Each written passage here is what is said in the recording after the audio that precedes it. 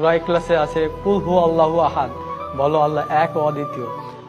আর ঋগ্বেদে আছে একং ব্রহ্ম দ্বিতীয়ং নাস্তি নেহেনা নাস্তি কিঞ্চং, সৃষ্টিকর্তা মাত্র একজনই, দ্বিতীয় কেউ নেই, কিঞ্চিত পরিমাণেও নেই।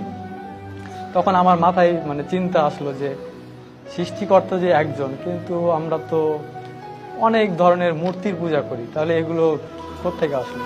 অথচ বেদে আছে নাচ্চি কাচ্চি জাদিতা না জাদিপা নাস্তি প্রতিমা আস্তি, সৃষ্টিকর্তার কোনো প্রতিকৃতি নেই, কোনো ছবি নেই, কোনো মূর্তি নেই, কোনো ফটোগ্রাফি নেই, কোনো আইডলস নেই। তাহলে আমরা কেন এই ভ্রান্তিক বিষয়গুলো নিয়ে পড়ে থাকবো? আমার চিন্তা ভাবনা শুরু হলো, আরো জানলাম। হিন্দু ধর্মের কল্কি অবতার নামে একটা বই আছে, ওই কল্কি অবতারে একটা শেষ অবতার যার নাম হবে নরসংসা। নরসংসা অর্থাৎ প্রশংসিত ব্যক্তি। প্রশংসিত ব্যক্তিকে আপনি যদি আরবিতে নিয়ে যান তাহলে হবে মোহাম্মদ। মোহাম্মদ অর্থ হচ্ছে প্রশংসিত ব্যক্তি।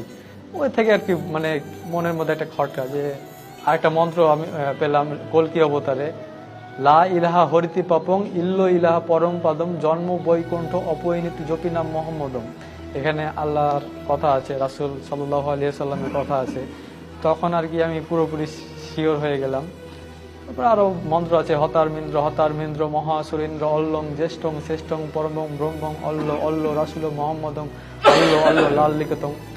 এই ধরনের এই মন্ত্রগুলোতে আর কি কল্কি অবতারে মোহাম্মদের, আমাদের যে নবী, শেষ নবী মোহাম্মদ সাল্লাল্লাহু আলাইহি সাল্লামের কথা আছে। এগুলা ধীরে ধীরে আমি বুঝতে পারলাম শুধু যে ইসলাম ধর্ম সত্য এই কথাটা যাচাই করিনি, যে খ্রিস্টান ধর্ম কেন সত্য নয়, বৌদ্ধ ধর্ম কেন সত্য নয়।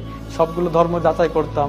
বিভিন্ন পাদ্রীরা প্রশ্ন করতো ডক্টর জাকির নায়েককে, বিভিন্ন ধর্মের যাজকরা আসে প্রশ্ন করত, যে ডক্টর জাকির নায়েক যেসব উত্তর দিতেন কোরআন হাদিস থেকে, আশ্চর্যজনক।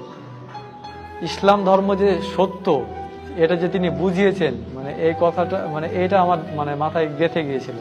এরপরে আমি ইউটিউবে একটা চ্যানেল পেলাম হেদায়েতের পথে।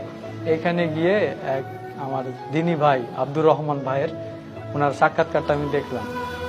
আল্লাহর কসম, আল্লাহর কসম, এই ভিডিওটা দেখার পরে আমার এই মুহূর্তে ইসলাম ধর্ম গ্রহণ করতে হবে এরকম একটা চিন্তা ভাবনা আর কি। ওনার নাম্বারটা নিলাম, নাম্বারটা নিয়ে ফোনে সেভ করে রাখলাম।